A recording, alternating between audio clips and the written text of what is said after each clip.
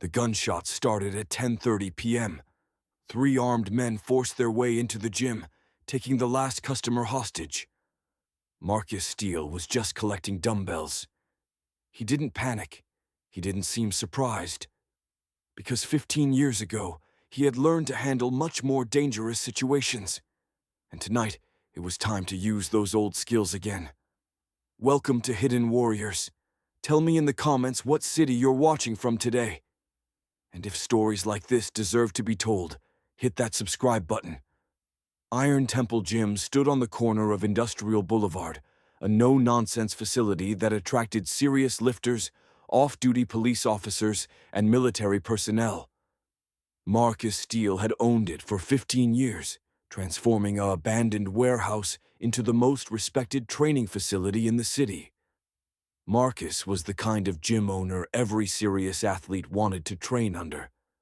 He knew everyone's routine by heart, could spot form issues from across the room, and had an uncanny ability to push people beyond their perceived limits without ever raising his voice. At 45, he maintained the physique of someone half his age, moving with an efficiency that spoke of years of disciplined training. His members loved him. Detective Rodriguez came in every morning at 5 a.m. for powerlifting sessions. Marine reservists used the facility for functional fitness training. Local MMA fighters sought his guidance on strength and conditioning. Marcus treated everyone with the same quiet respect, offering technical advice through demonstration rather than lengthy explanations. But there were things about Marcus Steele that even his most dedicated members never questioned. Why he positioned himself to see all entrances while coaching. Why his warm-up routines looked suspiciously like tactical movement drills. Why he kept certain areas of the gym locked after hours, accessible only to a select few clients who trained at unusual times. His apartment above the gym was Spartan. No family photos, no personal memorabilia, just functional furniture and an extensive collection of books on military strategy and combat psychology. Neighbors considered him friendly, but private, a man who kept regular hours and never caused problems. What they didn't know was that Marcus Steele wasn't his real name. Staff Sergeant Michael Reeves had died officially in 2008 during a classified operation in Afghanistan. Marcus Steele had been born from those ashes, created by a witness protection program designed for special operations soldiers whose covers had been burned in ways that threatened national security. The transformation had been carefully orchestrated. New identity, relocated training facility, a legitimate business that allowed him to maintain physical readiness while staying off intelligence networks. But while Marcus Steele trained civilians in deadlifts and bench presses, Michael Reeves' skills in close-quarters combat, tactical analysis, and elimination techniques remained sharp through carefully disguised practice sessions. Staff Sergeant Michael Reeves had been part of an elite Black Ops unit that didn't officially exist. Between 2003 and 2008, he had conducted covert operations in 12 countries, specializing in high-value target elimination and counter-terrorism activities that required surgical precision. His unit operated in the shadows between military and intelligence agencies, handling missions too sensitive for regular special forces and too dangerous for traditional CIA operatives. They were ghosts, soldiers who completed objectives that never appeared in official reports, whose successes were measured by threats that never materialized rather than missions accomplished. The operation that ended Michael Reeves' military career had been routine by their standards. Infiltrate a terrorist cell planning attacks on American embassies across Southeast Asia, gather intelligence, eliminate key leadership, extract without leaving evidence.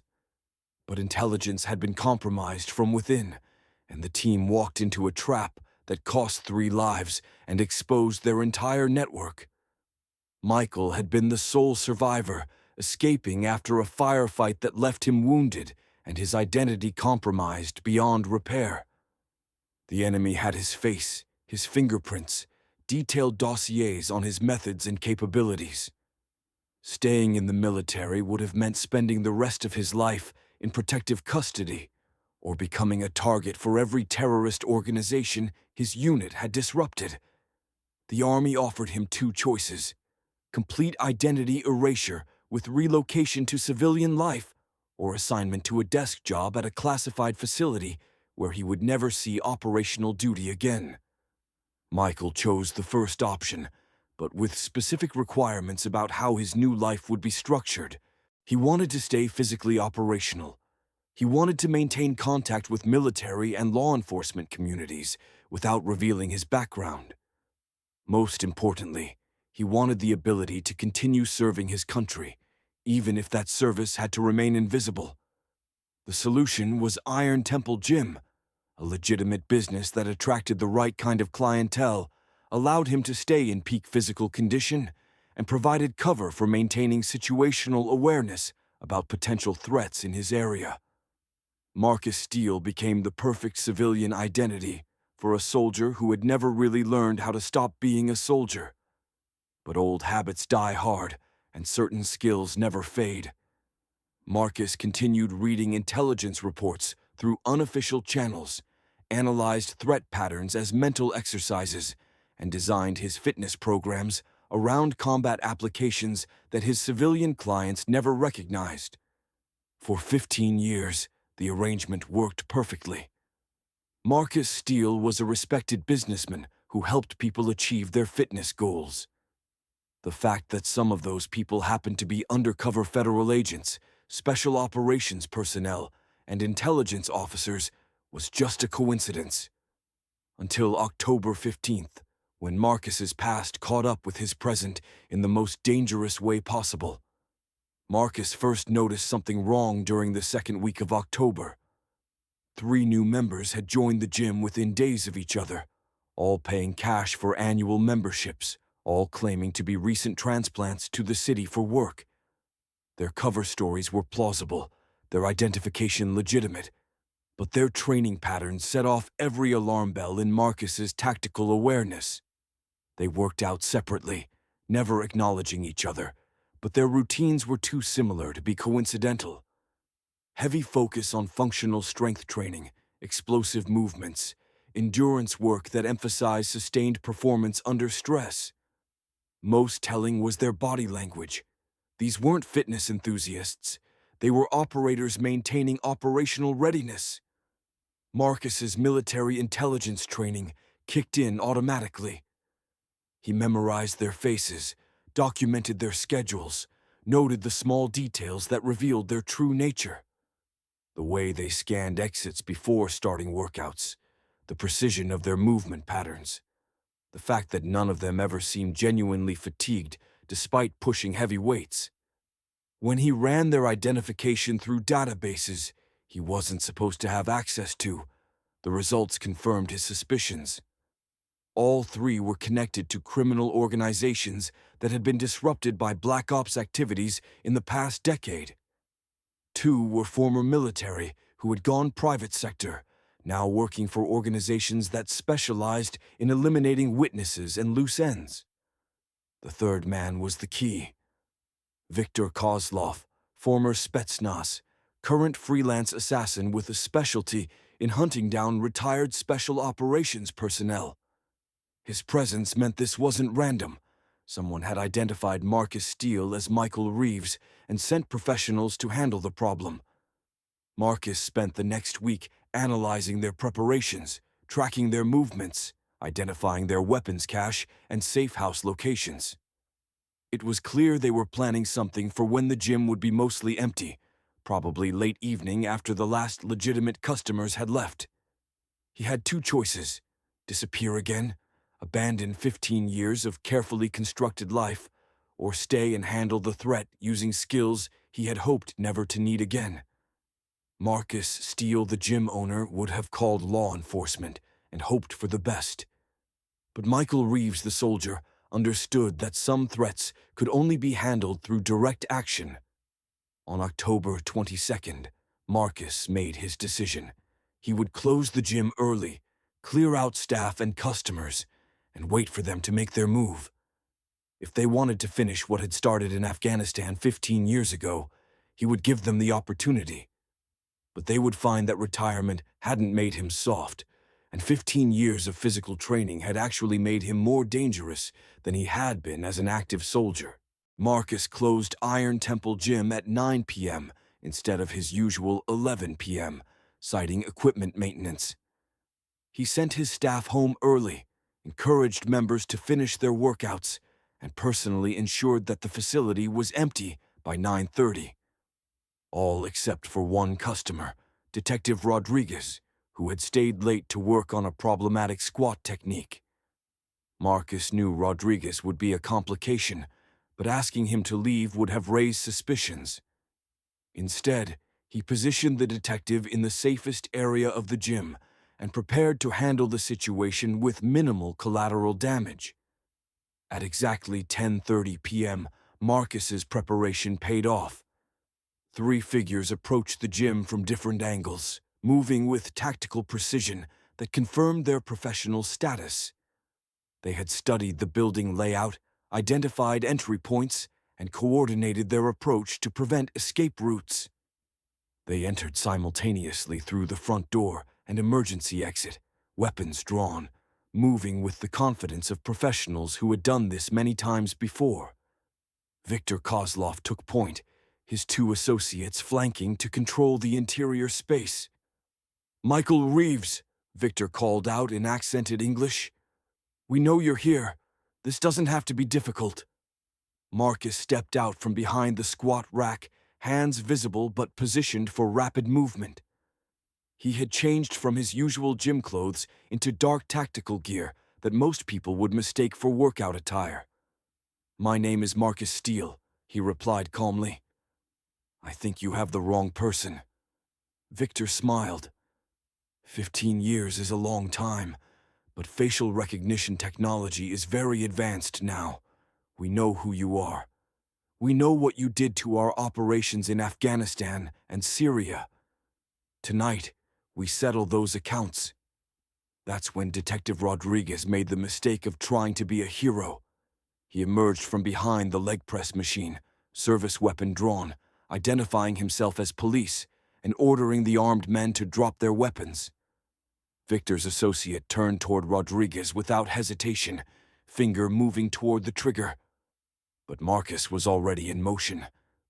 15 years of physical training had kept his reflexes sharp, and muscle memory took over in ways that civilian life had never quite erased. The dumbbell Marcus had been collecting became a projectile that dropped Victor's associate before the man could fire.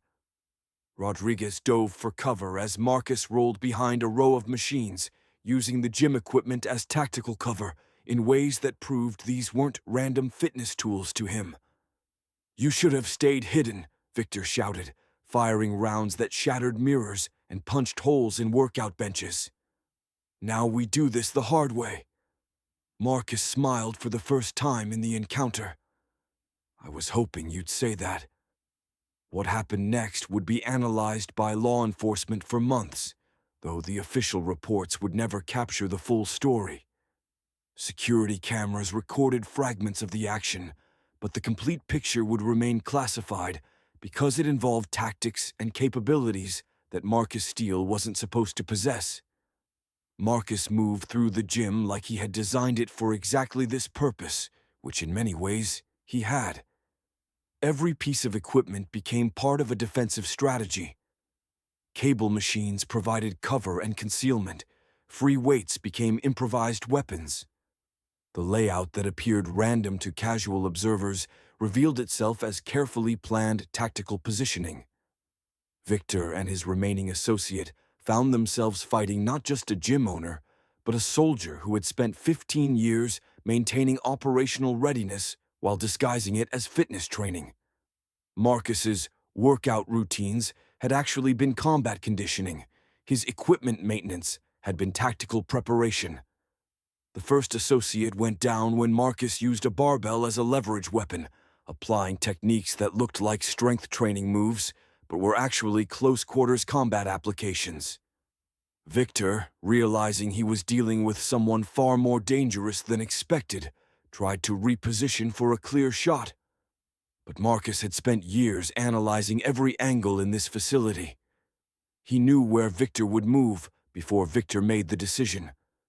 The engagement ended when Marcus demonstrated that kettlebell swings, when performed with sufficient force and accuracy, could incapacitate an armed opponent before they could acquire a target. Detective Rodriguez, from his position behind the bench press, watched as the mild-mannered gym owner he had trained with for 5 years systematically neutralized 3 professional killers using nothing but fitness equipment and movement patterns that suddenly made perfect sense. When backup arrived, they found 3 unconscious suspects, all alive but requiring medical attention, and a gym owner who was calmly explaining to Detective Rodriguez that sometimes people's backgrounds are more complicated than they appear. The official report listed the incident as an attempted robbery that was thwarted by an alert business owner with self-defense training. The suspects were charged with armed assault and attempted robbery. Their connections to international criminal organizations and the true reason for their targeting. Marcus Steele remained classified. Marcus Steele continued operating Iron Temple Gym, treating the same customers with the same quiet professionalism he had always shown. But word spread through certain communities that the gym owner was someone worth knowing and respecting. Active military and law enforcement personnel began seeking him out for specialized training that officially focused on fitness, but actually covered much more. Detective Rodriguez never asked Marcus about what he had witnessed, but their training sessions took on a different character. Rodriguez began learning movement patterns and situational awareness techniques that went far beyond civilian self-defense. 6 months later, Iron Temple Gym received a visit from a group of young soldiers preparing for deployment. They had been referred by someone who said Marcus Steele was the best trainer for functional fitness under stress. Marcus welcomed them the same way he welcomed all his clients, with quiet professionalism and attention to detail. What those soldiers couldn't know was that their training sessions would teach them skills that went far beyond physical fitness. Because sometimes the best teachers are the ones who don't advertise their credentials, and the most effective training happens when students don't realize how much they're actually learning. Marcus Steele had found a way to continue serving his country without wearing a uniform, protecting people without carrying a badge, and training the next generation of protectors without revealing how much he truly understood about the work they would face. Have you ever trained with someone who seemed to know more than they let on? Someone whose guidance went deeper than technical instruction? Share their story in the comments. And subscribe to Hidden Warriors for more stories of everyday heroes whose true service remains hidden. Some protectors serve in combat zones, others serve in gyms, teaching strength that goes far.